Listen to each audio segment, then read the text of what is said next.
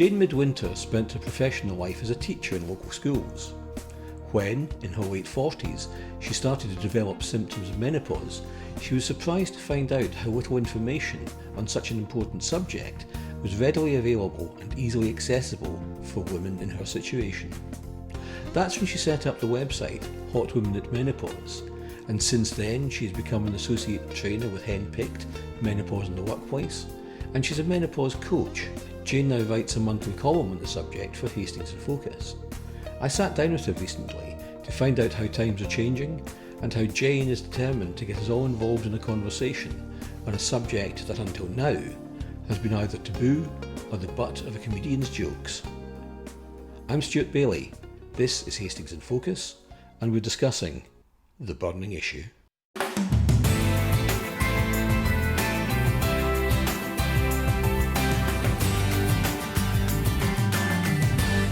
In terms of a conversation around menopause, how difficult is it to get that started and keep it running? When I started the conversation about 4 years ago, it was really difficult. I think everybody thought I was completely balmy. It's not a subject, or it wasn't a subject people wanted to talk about, and I think that's still the case for some people. I'll give you an example. I held a coffee morning for some women to discuss menopause. I just set up Hot Women at Menopause, and I was running events and giving talks. And I invited women along, nice sunny morning, Eastbourne seafront. One of the women that turned up I had known for some years, and she said to me, I've just bumped into an old friend, a male friend. He'd said, oh, hello, where are you off to this morning? And she said, oh, I'm going to a menopause coffee morning. And she said he literally took a step back, put his arms up and looked, and went very, very embarrassed, looked very red, didn't know what to say. She sort of, fudged it and then walked on. But I think that is a very good example of how a lot of people were feeling about it. Getting that conversation started wasn't easy. I think there's a lot of negative stories around menopause, a lot of stigma attached to it. Some women, certainly then, not so much now, perhaps felt embarrassed to talk about it. And, we know that sort of, women's troubles or, yes, that kind of thing, yep. The change. Yep. All said in whispered tones. All said in whispered tones, yes. So I think that it certainly wasn't a normal conversation. And you set up Hot Women at Menopause, that's your website. Yes. When did you set that up and why? What was the driving force behind doing that? Okay, a little bit of background to this. I was in a career in teaching, latterly as a head teacher, and loving my career. Circumstances changed for me. I was having to care for my husband for a little while. He was suffering with a serious illness. As he grew in strength and became well, I stopped working for a period of time to care for him. And then when he was well, my menopause symptoms just hit me really hard. I felt very ill, very unwell, and overwhelmed by the symptoms that I had. And I've since learnt that stress and menopause aren't friends. That's one of the sayings that a colleague of mine says, and it's true. Stress does make things a lot worse. I was going through a really difficult menopause, and not finding the information that I needed. I didn't know what was the best way of managing my menopause. I'm not one to immediately turn to medication. I try and look at the big picture.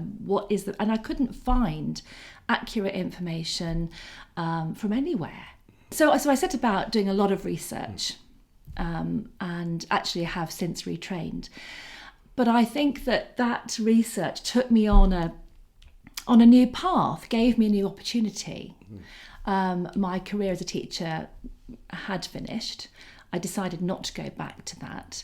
As a head, the menopause symptoms I was experiencing, I wasn't able to function at the time as well as I had been. So I think that it gave me a new opportunity, and I thought it just felt so important to share the information that I had learnt to manage my symptoms, and my menopause with others. I'd always been part of, my whole life, my career was about working with people, contributing to the community, and I have this, real sort of sense of fairness and justice, and I thought, this is so wrong. I should be able to continue. We should have a support mechanism, and this is half the population we're talking about here. And it doesn't just affect women, of course, it affects the other half as well, because we all know a woman. And so it gave me the opportunity to share that information. I had the skill set. I suppose I've always been a bit of a leader, one to stand up and talk about things. And I thought, I can make this happen. I can change things. I can change this conversation. I can start talking about it. I wanted women like me to have the right information so that they could thrive in work. They could carry on with whatever they wanted to do in life. And I think that's what really drove me to do it. And the Hot Women at Menopause was initially a website, a platform of information. And then that led to talks and events. And I suppose there's two sides to that. I mean, your background, your teaching background, obviously gave you the skills to go and research and find out the information that many women would not be in a position to do. But if women can't find information about menopause and symptoms and how to cope with it, then employers and their partners are going to be in an even more difficult position in terms of finding information about what to do to cope. Absolutely. And my, I suppose, lucky break, it's a real privilege now. I work with Deborah Garlick, who is the founder of Henpicked, Menopause in the Workplace. And I'm a menopause trainer with the team. Deborah and I have, and all of the team, and they're all amazing women, and they all have different stories but have come together with this shared story. The beauty of what I do now, so alongside Hot Women at Menopause, which is my writing and working with women individually and supporting in that way with events and talks, I can also now support employers. And, before lockdown, my patch was sort of London South East, and was working with some wonderful organisations who were taking this on board. There's a strong link with mental health and employer well-being here, of course. And so it was just wonderful to be given that opportunity to do that. We've all retrained now, and we are running those webinars and that training online, thank goodness, and busier now than we were this time last year. So it hasn't stopped, and more people want to get the right information so they can support their employees and their colleagues. Is it going to be a sort of a gathering momentum thing, that the more people who do it, more people will talk about it, the more people will find out about it, and then you'll have more people coming on board? Absolutely. One of the things that strikes me when we look at an issue like menopause is that we almost treat it as being an illness, and I presume that's not how you wanted to be seen. You wanted to be seen as a natural part of a woman's life. Yes, it is. That's exactly. I think there are lots of negative narrative around menopause, and we're trying to change that conversation. We're trying to change that culture which has evolved. I think that it's important to recognise that some menopause isn't necessarily the most natural phase of a woman's life if menopause has been induced or through surgery or illness or various treatments. But what's interesting is, if we think about a woman's life expectancy now, it's 83. 100 years ago, life expectancy for a woman was about 59. Women menopaused at the age of about 57. So it was kind of the beginning of the end. It came at the end of their lives. Menopause now, on average, for most women, happens between the ages of 45 and 55. So if you think about that, then we have almost half our lives still to come. Now, because of that change, because women are living longer, because women are working longer, and are in roles in work which are often in leadership roles, or they have a lot of experience at that age. So I think that it's important that we change that whole idea that menopause is the beginning of the end. It is a phase in a woman's life. And we go through cycles of life. We go through puberty, through adulthood, many of us through pregnancy, and then menopause. Menopause is only, I think, last September went on the school curriculum, the secondary school curriculum. Really? Yes.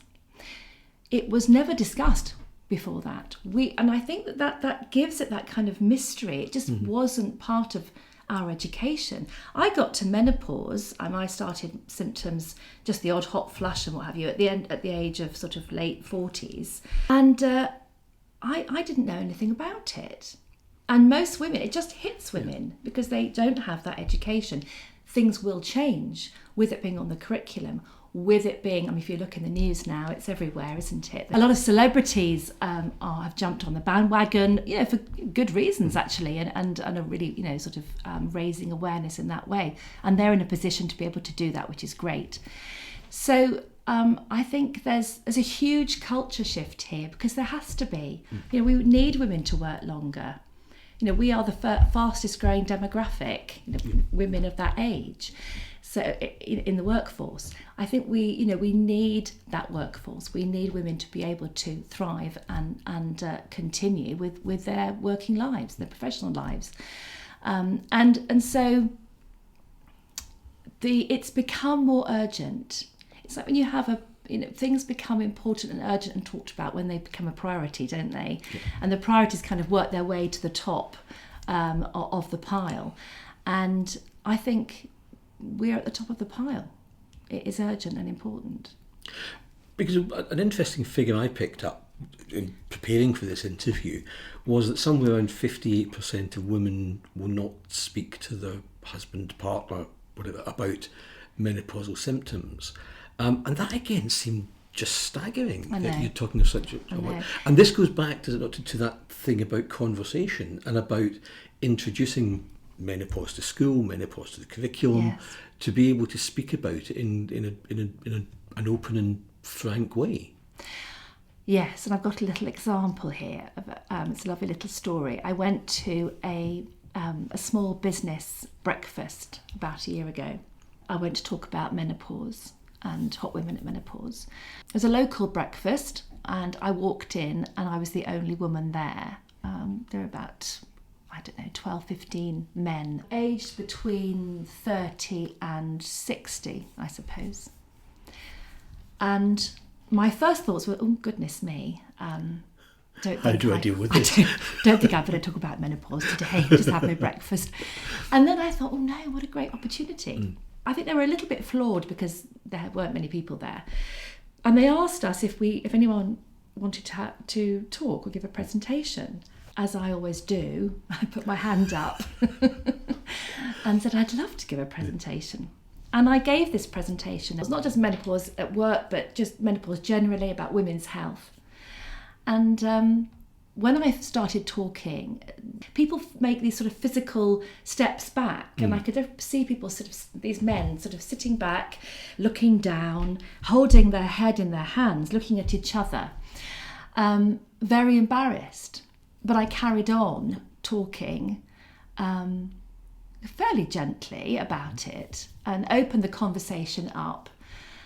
And at the end, I was asked to give another talk, and people were coming up and thanking me and saying, I'm now going to go home and share this with my wife, because it was almost like there was a bit of a light bulb moment for some of these men.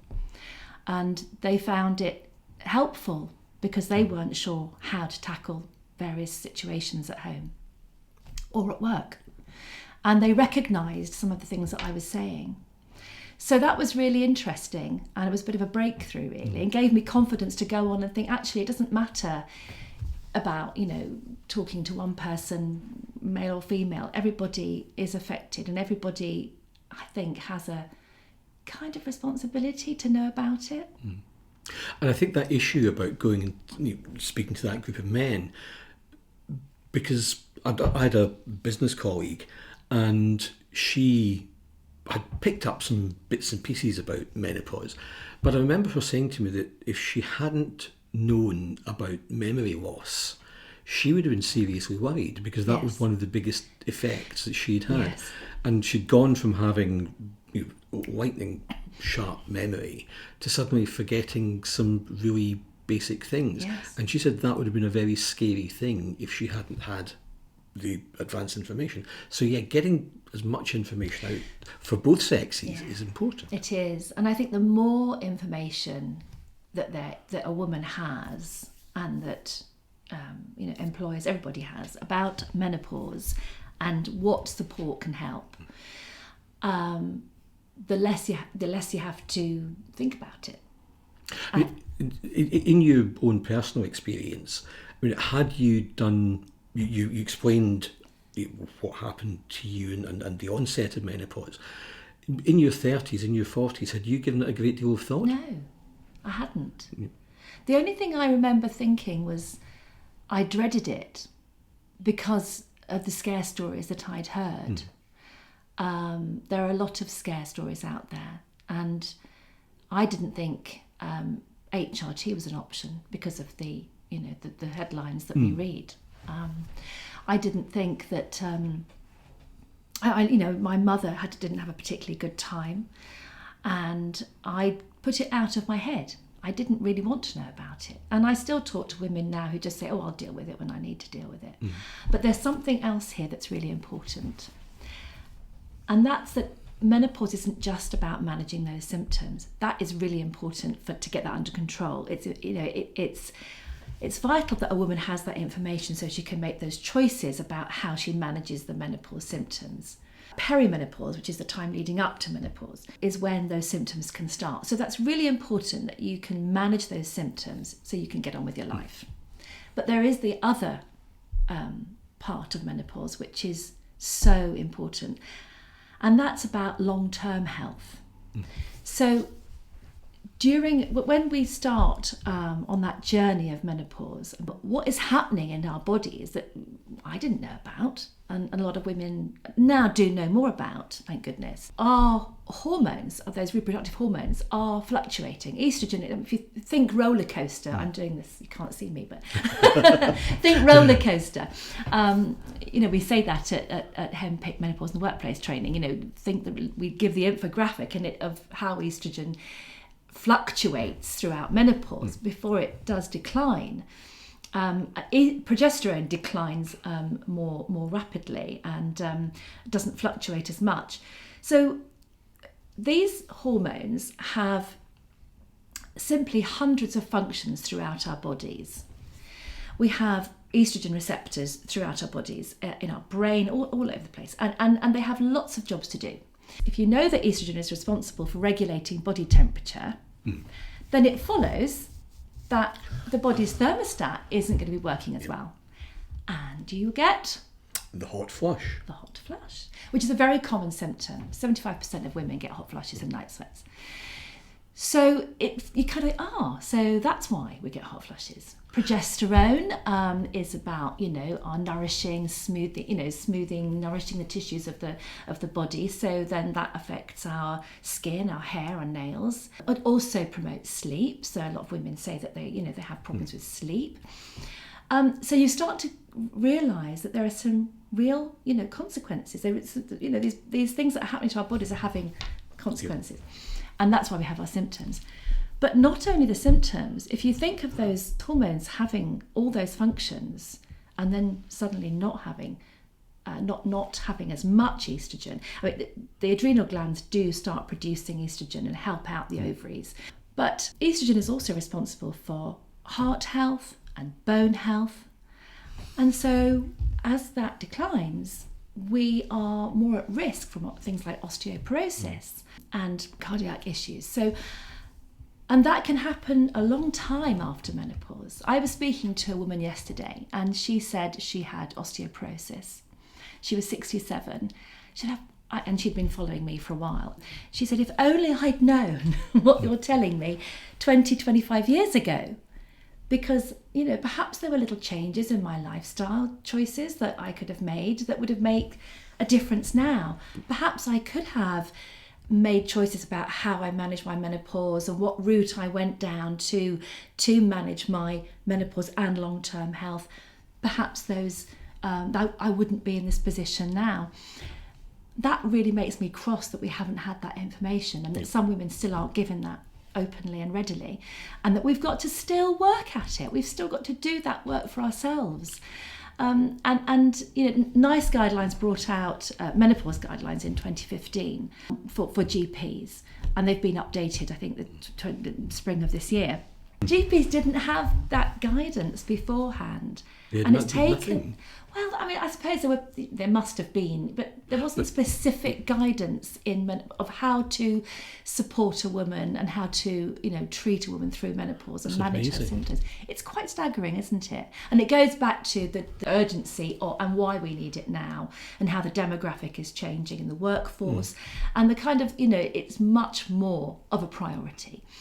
But I think that is so unfair, isn't it? Because even if you're not working, you should be given that information early on, so that you can make choices about, as I said, which route you take, whether it's HRT, whether it's the natural sort of complementary therapy route, whether you decide to actually, perhaps I should do a little bit more, exercise a little bit, perhaps I could just modify my diet a bit, perhaps I could step up on, on various things that just little changes over time can make a big impact to your long-term health.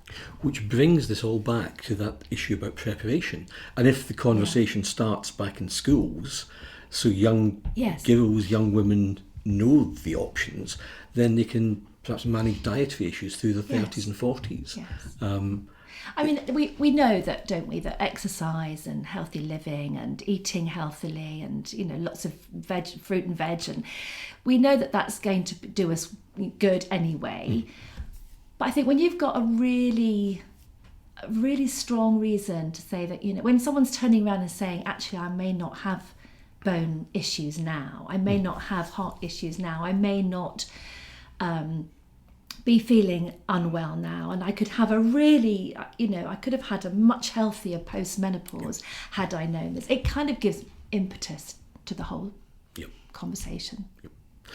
Prior to your website and the work that Henpicked has done, was everything very fragmented? Was the information... I know you're trying to pull things together in one place, but prior to that, was it all very... And so you're also dealing with the comics, who sort of see it as something funny. So fragmented information and comics, really interesting points. When I was looking 4 years ago, I really struggled to find information.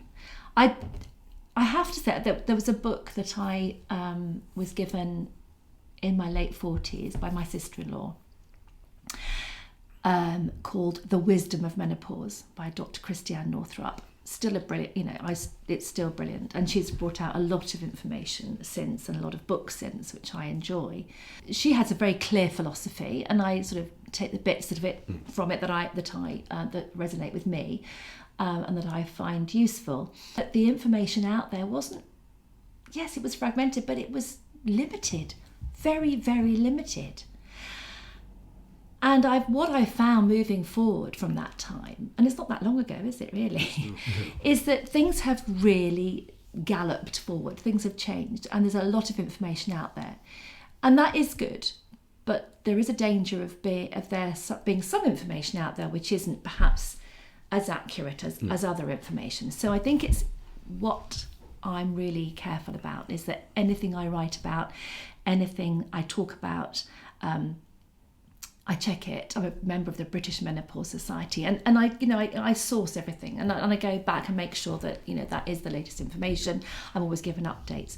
So yes, fragmented information, yes, inaccurate information, lack of information.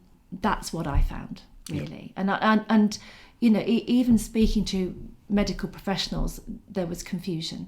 It's always useful to ask actually who in the practice has an interest, or a specialism is perhaps asking for too much, perhaps not, and there are some brilliant GPs out there who do have an interest in women's health and menopause.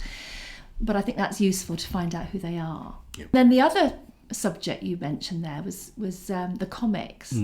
I can remember sitting in a senior management meeting with just males and having a hot flush, feeling the hot flush come over me.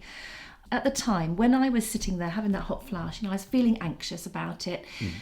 There is a sense of embarrassment, you don't, it's not a good look, suddenly getting sweaty. I got my fan out and I can remember making a bit of a joke of it to get through it. Yep. And I didn't want people to think I was less of a person because of it. Isn't that awful to think that? But I actually did think, I can still do that. I'm not silly, I'm not, woman at menopause, I can do it. And that's awful. And that's about our society, our culture, how we view things. I mean, we do have a skewed view of age anyway, I believe, in our society. And I think that, perhaps, that's tied up in with menopause, getting aging. But, that goes back to how life expectancy and lifestyles now, which is very different. But I think that making a joke, women sometimes do that to cover up, and I would say don't do that. If I could tell myself that, it's not to be ashamed of, it's not to be embarrassed about. It's it's something that, and I think that if you know that in that room, if I'd known that in that room, those men had the information about menopause, they understood about it. Well, I probably wouldn't have had a hot flush in the first place because I'd have had the treatment, I'd have had the support. Maybe somebody who'd been trained there could have just said, let's all have a comfort break, 5-minute comfort break. I could do with some fresh air. And that takes the pressure off, takes the spotlight off the woman, and you can move on. And again, we're back to information, we're back to having the conversation, making it one that's not embarrassing, one that's one people are comfortable to have. Yes, Deborah Garlick said she wants to make talking about menopause as every day as talking about the weather. And I think we've got a long way to go to get to that point, but we're certainly on the right pathway. We're certainly aiming there. We do still have a lot of work to do, but we're getting there, and I think more women do feel more able to have those conversations, and hopefully through the training that we offer, those perceptions are changed and employers do have the support and confidence to lead those conversations as well. And every journey has to start somewhere. Yes, absolutely. I mean, on that journey, some of the things that you've talked about, I look back to sort of other women's issues, for want of a better expression. But if you look at the way that the advertising of period products, for example, on television and in mainstream magazines has become much more commonplace over the last 20 years. I can just imagine the look in my mother's face, for example, if there had been those sort of adverts on television. But if you look at how that's moved forward, and in fact can continue up the age range and start to deal with menopausal issues in the same way, then that could only be a good thing. Yes. A story came to mind, which isn't menopause related, but kind of, I think it just reiterates that sort of that classic way of feeling and how people respond. And I remember I was breastfeeding my son, and I put the breast pad on the table next to me. I was in my parents' home, and my father put his drink on it. And when I told him it wasn't a coaster, he was so embarrassed. And I think that's a similar it's a similar response, isn't it? Yes. And it's about talking about these things. Why should we be embarrassed about that? Women are breastfeeding in public now, and it's the most natural thing in the world. All these sort of embarrassing conversations are changing. And they need to change, and I think that adverts are changing, and social media has helped with that, hasn't it?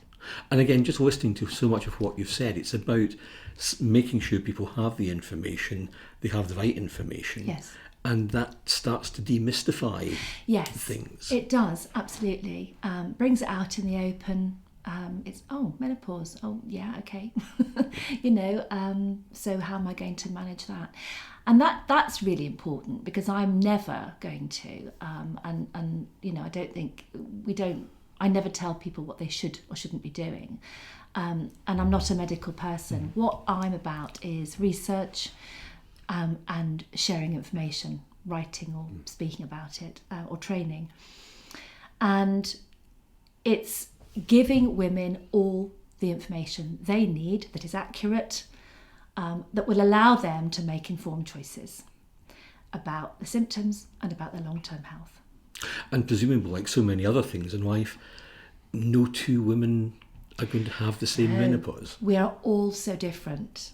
If you think about, how women, have managed, or how young girls, in puberty, women's periods are also different. Some women have awful problems with their periods. Other women, no problems. And again, with pregnancies, every pregnancy is different, every birth is different. I was sort of in bed for a week, enjoying being waited on with my baby for a week after I gave birth. A friend of mine gave birth and then brought the child to sports day that day, the same day. So we're all so different. Yep. And it's the same with menopause.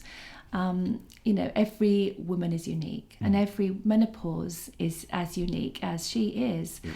And I think it's about respecting that. And of course, it's not just a woman's issue, because it's touching the men in her life as well. Absolutely. And my poor husband has had, not now, fortunately, because I manage my symptoms, but has had many a sleepless night, and suffered insomnia with me. He was always and often I hear this, that women are colder when they're younger than men, and men are always sort of a bit hotter, always turning the heat down, and women want to turn it up. That was me and my husband, but now it's a bit, we've reversed roles, but I think that it does affect our partners, male or female, whoever we're sleeping with. It can have a huge impact, and if they are working and have got to get up and go to work as well, it's going to affect their lives too. It puts a huge amount of pressure, or can put a huge amount of pressure on relationships as well in some situations. And I think that is something that people often need support with. Knowing that information is sometimes enough, and then you can work together on that. But it's, and not just partners, but families. Women sort of 45, 55 of that sort of sandwich generation often still have children at home, often caring for parents.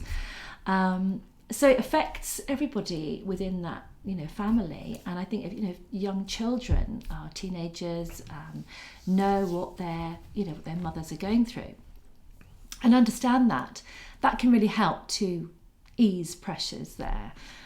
And get some empathy and the odd breakfast in bed, hopefully. So that's important. And then, my mother, has sort of been really interested in listening to my menopause story, because she had a bad time. So she will talk about the terrible migraines that she had. Now, many women go through menopause, and actually the migraines they had when they were younger will go when they're in menopause. So it just depends. But she really suffered badly. And so it's interesting from many different points of view. But did she ever discuss that with you before? No, she didn't, is the answer to that. She hid it. Yes. She hid it from us. I think that menopause is a time of opportunity as well. A lot of women talk about the zest for life post-menopause, and there are, I think in many women's post-menopausal lives, they see that as time of opportunity, time for change, time for new, exploring new ideas and thoughts, and maybe even careers, and that does happen a lot. So I think it's a big wake-up call, and it can be, once you've got things under control, a very liberating time. Which again is a huge turnaround from 100 years ago, when you were talking about menopause being the beginning of the end. Absolutely. And now it's the start of new opportunities. Absolutely. Yes, definitely. Excellent. A good point to leave this on. And we look forward to reading your columns in the coming months, which will deal with a whole range of Yes, absolutely. issues. Yes. That's super. Jane, thank you very much. Thank you so much, Stuart.